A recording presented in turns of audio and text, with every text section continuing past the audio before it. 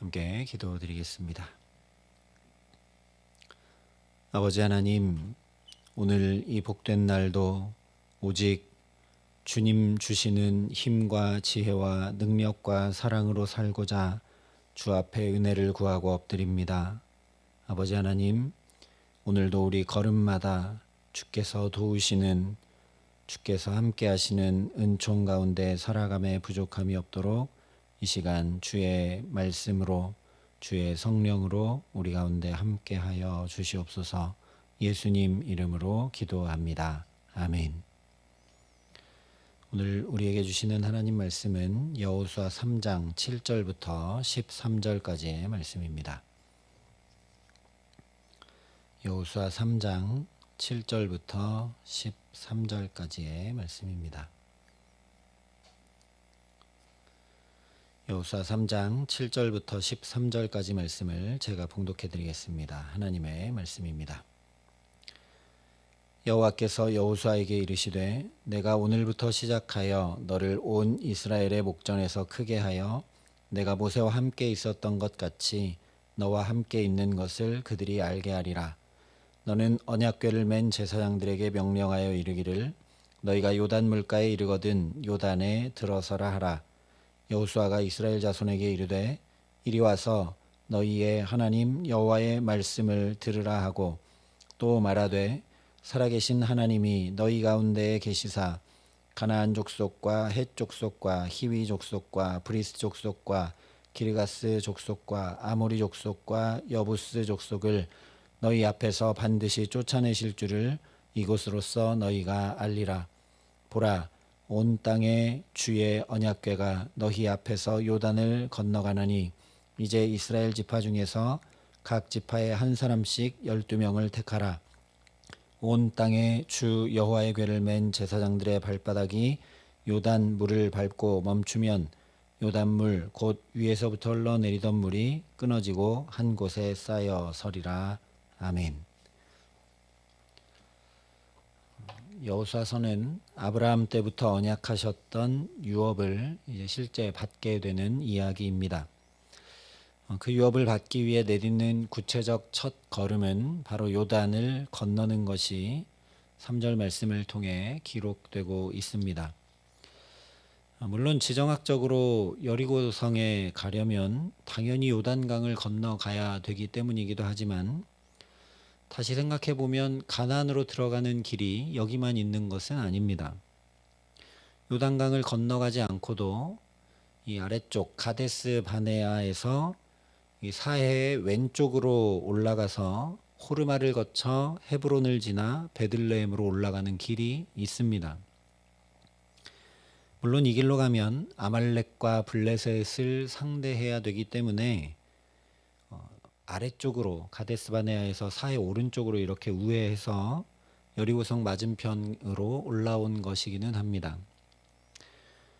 그렇게 해야 된다면 아예 그러면 더 북쪽으로 올라가서 갈릴리 호수 위쪽 물이 가장 얕은 쪽을 건너서 가나안 땅 맨 위쪽부터 아래쪽으로 점령해서 내려오게 하나님께서 이끄실 수도 있습니다. 그런데 하필 중간에 요단강을 건너게 하시고 강력한 난공불락의 성인 여리고성부터 점령하도록 하십니다.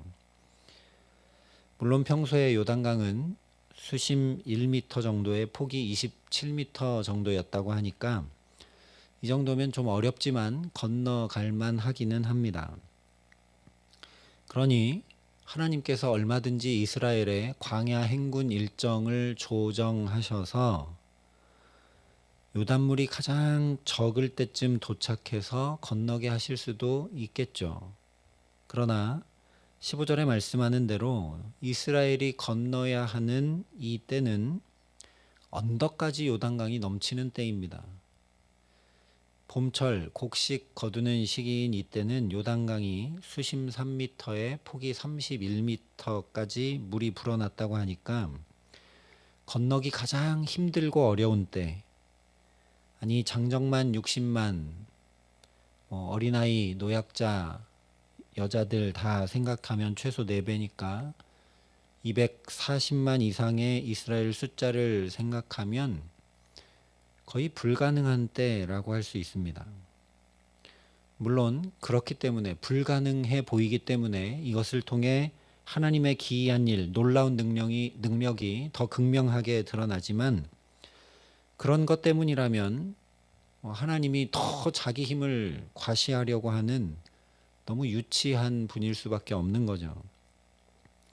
그보다는 이스라엘이 몸과 삶으로 온통 경험해서 하나님이 얼마나 크고 놀라우신 분인지 제대로 알 수 있도록 하시는 하나님의 배려가 여기 담겨 있음을 우리가 알 수 있어야 합니다. 그래서 10절에 이렇게 말씀을 합니다. 또 말하되 살아계신 하나님이 너희 가운데에 계시사 가나안 족속과 헷 족속과 히위 족속과 브리스 족속과 기르가스 족속과 아모리 족속과 여부스 족속을 너희 앞에서 반드시 쫓아내실 줄을 이것으로써 너희가 알리라. 도저히 불가능해 보이는 그 요단강을 건너게 하시는 이 놀라운 하나님의 능력을 온 삶으로 자기들의 온 몸으로 경험하고 맛보고 체험하여 알게 되면 저 가나안에 있는 7족속을 이 하나님이 우리와 함께 하셔서 반드시 쫓아내게 되고 가나안을 유업으로 차지하게 될 것임을 분명히 믿는 믿음 위에 설 수밖에 없다라는 것이죠. 우리 하나님이 이런 분이십니다. 우리의 믿음의 연약함을 아신다라는 거죠. 여러 사건과 사람들을 통해 그래서 하나님이 어떤 분이신지 또 알게 하시고 또 경험하게 하시고 또 체험하게 하셔서 그 어떤 것도 하나님과 비할 수 없음을 분명히 알게 하셔서 우리 믿음을 붙드시며 인도하시는 그 하나님을 오늘 우리도 또 똑바로 바라보고 붙들며 이 하루 그 사랑의 하나님을 더 알아가게 하시는 귀한 은총 주시기를 예수님의 이름으로 축원합니다. 어쨌거나 넘치는 이 요단강은 이스라엘 입장에서는 일단 문제고 장애물이고 근심거리일 수밖에 없습니다. 그러나 이 어려움이 가로막혀 있는 것을 통해 유업을 얻는 것이 어떤 의미인지 드러나고 있다라는 걸 우리가 주목해 볼 수 있어야 합니다. 하나님께서 약속하셨다고 해도 그 유업이 자동적으로 우리 손에 들어오는 것은 아니라는 이야기죠. 범람하는 요단강이 가로막고 있지만 그 요단을 건너지 않고서는 유업을 차지할 수 없습니다. 그러니 이것을 통해 믿음의 선한 싸움을 싸워 그 역경과 문제를 넘어갈 때 하나님 나라를 유업으로 받고 이루고 누리게 될 수 있음을 우리가 알게 되죠. 우리는 하나님께서 함께 하시면 일이 잘 되고 술술 풀려갈 것들을 종종 또 나도 모르게 기대하게 됩니다. 그러나 앞서 1장 5절에 하나님께서 여호수아에게 이렇게 말씀을 하셨습니다. 내 평생에 너를 능히 대적할 자가 없으리니 내가 모세와 함께 있던 것 같이 너와 함께 있을 것임이라. 대적할 자가 없을 것이다 하셨다라는 건 대적이 있다는 걸 분명하게 전제하는 것이죠. 하나님이 평생 여호수아와 함께 하신다고 여호수아에게 대적이 없는 것이 아니라는 이야기입니다. 그러나 그렇게 대적이, 문제가, 어려움이 분명히 있지만 그것이 전혀 문제되지 않도록 하나님께서 평생에 함께 해주시겠다는 약속의 말씀입니다. 그러니 함께 하시는 그 하나님을 의지하고 이 말씀을 믿음으로 내가 지금 여기서 믿음의 선한 싸움을 부단히 싸워 나가야 한다라는 겁니다. 모세와 함께 있던 것 같이 너와 함께 있을 것이다 라는 그 말씀에서도 우리가 또 한 번 확인하게 되죠. 모세도 아무 문제가 없었던 것이 아닙니다. 모세야, 이제 이스라엘 백성들을 출애굽시켜서 가나안 땅으로 데려가라. 내가 너와 함께 한다 라고 말씀하셨기 때문에 모세 앞에 아무 문제 없이 탄탄대로가 열렸던 게 아닙니다. 자기 안에 십보라는 따라가려고 하지 않았었습니다. 그리고 바로 앞에 갔는데 10번 내내 바로가 완악한 마음으로 대적합니다. 출애굽을 했는데 또 그 이후에 홍해까지 기마병들을 데리고 쫓아오죠. 또 광야에 들어섰는데 광야 자체가 먹을 것이 없고 마실 것이 없고 일교차가 심하고 정갈과 독사가 있어 광야 자체가 문제투성이인 곳이고, 실제 이스라엘 백성들이 거기서 원망과 불평만 아니라 모세를 죽이려고까지 했었습니다. 그러나 함께 하시는 하나님으로 인해 바로도 애굽 기마병도 원망하고 죽이려고 하는 이스라엘 백성들도 아무 문제가 되지 않았습니다. 그러므로 유업을 받는다라는 것은 하나님이 함께 하신다는 그 약속의 말씀을 믿음으로 내가 부단히 믿음의 선한 싸움을 싸워갈 때 이루어진다라는 걸 알게 됩니다. 나와 함께 하신다는 그 하나님의 약속의 말씀을 믿음으로 붙들고 나갈 때 내 앞에 분명 문제가 있지만 그것이 문제가 되지 않고 오히려 그 문제로 인해 놀라운 하나님의 역사하심과 함께 하심을 경험하고 이루고 누리게 된다라는 이야기입니다. 그래서 야고보서에 이렇게 말씀했습니다. 내 형제들아, 너희가 여러 가지 시험을 만나거든 온전히 기쁘게 여기라. 이는 너희 믿음의 시련이 인내를 만들어내는 줄 너희가 알미라. 인내를 온전히 이루라. 이는 너희로 온전하고 구비하여 조금도 부족함이 없게 하려 함이라. 지금 우리 앞에 있는 여러 가지 문제와 어려움과 짐들은 주님께서 이것들을 통해 우리로 인내하고 믿음을 굳건하게 하시는 것, 또한 온전하고 구비하여 조금도 부족함이 없는 하나님 나라를 주시고자 하시는 것임을 이 말씀을 통해 분명히 확인하고 힘과 위로를 얻게 하시기를 간절히 기도합니다. 준비되지 못하고 받은 유업은 집 나간 탕자와 같이 오히려 우리를 패망의 길로 이끌게 되기 때문에 시험과 문제와 어려움들을 통해 우리를 넉넉히 유업을 받아 감당할 수 있도록 준비시켜 주시는 하나님의 사랑을 우리 앞에 있는 그런 여러 가지 문제들을 통해 볼 줄 아는 은혜를 더해 주시기를 소망합니다. 그래서 야고보서에 곧바로 이어서 이렇게 말씀합니다. 너희 중에 누구든지 지혜가 부족하거든 모든 사람에게 후히 주시고 꾸짖지 아니하시는 하나님께 구하라. 그리하면 주시리라. 우리 앞에 문제가 있을 때, 어려움이 있을 때, 믿음의 시련이 있을 때, 여러 가지 시험을 만날 때 하나님 앞에 지혜를 구하라 말씀하고 있습니다. 그러니 후히 주시고 꾸짖지 아니하시는 하나님께 넉넉히 감당하고 오늘을 살아낼 만한 지혜를 먼저 구하는 저와 여러분 될 수 있기를 간절히 기도합니다. 마지막으로 한 가지 더 생각해 볼 것은 쉽게 얻은 것은 결코 귀하게 여기지 못한다라는 사실입니다. 우리가 어렵게 얻은 것들은 반드시 소중하고 귀하게 여길 수밖에 없습니다.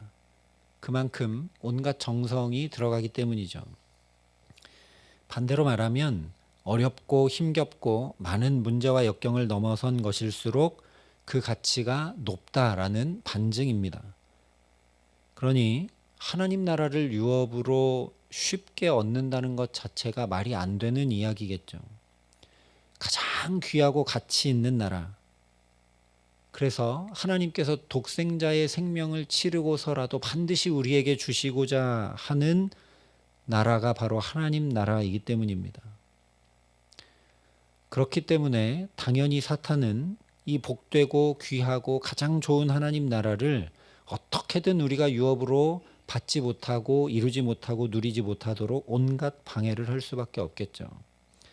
그러므로 우리를 가로막고 힘겹게 하는 일들, 무거운 짐들과 문제가 있으면 있을수록 우리는 믿음으로 잘 살고 있구나 하는 것을 거꾸로 확인할 수 있어야 합니다. 내가 그 하나님 나라를 향하여 잘 나아가고 있지 못하고 그 유업을 받고자 하는 소망이 전혀 없고 그것을 귀히 여길 줄 모르는데 사탄이 나를 가로막고 방해할 이유가 하나도 없기 때문입니다. 실제 시편 34편에 보면 의인은 고난이 많으나 여호와께서 그의 모든 고난에서 건지시는도다 분명하게 말씀해주고 있습니다. 비록 우리 삶에 오늘도 여전히 문제와 아픔과 고민과 염려와 근심거리들이 있지만 이런 것들이 있을수록 내가 하나님을 붙들고 살아가는 의인의 길을 잘 걸어가고 있다라는 것을 분명히 확인할 수 있도록 성령으로 함께 해주시기를 간절히 기도합니다. 뿐만 아니라 이스라엘 백성들을 가로막았던 넘치는 요단이 전혀 문제되지 않게 하시며 두 발로 거기를 건너가게 하신 그 하나님께서 무엇보다 시편의 말씀 그대로 우리를 그 모든 고난에서 건져 주시기에 오늘을 넉넉히 감당하고도 남음이 있는 귀한 은총으로 함께 해주시기를 우리 구주 예수 그리스도의 이름으로 간절히 축원합니다. 함께 기도하시겠습니다.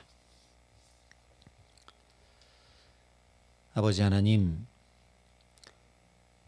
오늘도 여러 가지 문제와 짐들과 근심과 염려들을 주 앞에 내려놓고 기도와 간구로 먼저 나아가게 하심을 감사합니다. 오늘도 문제가 문제되지 않고 어려움이 어려움으로 느껴지지 않으며 오히려 그것들을 통해 놀라운 능력의 하나님이 지금 나와 함께하고 계심을 더 분명히 확인하고 누리며 주와 함께 동행함에 부족함이 없도록 주님 우리의 가정과 자녀들과 일터 가운데 함께 하시고 우리 삶의 모든 걸음에 주님 역사하시고 동행하여 주시옵소서. 이제는 친히 우리의 구원이 되신 우리 구주 예수 그리스도의 은혜와 그 독생자 예수 그리스도를 아낌없이 내어주신 아버지 하나님의 놀라우신 사랑하심과 오늘도 주와 함께 동행할 수 있도록 우리를 도우시고 붙드시는 성령 하나님의 교통하시고 역사하심이 여기 머리 숙여 믿음으로 하나님 나라를 오늘도 살아내기를 소원하고 결단하는 여기 모인 모든 주의 성도들과 사랑의 빛교회 모든 교우들과 이 나라의 민족과 이 귀한 복음을 오늘도 세계 만방에 전하시는 선교사님들 가운데 이제로부터 영원토록 함께 하시기를 간절히 축원하옵나이다. 아멘.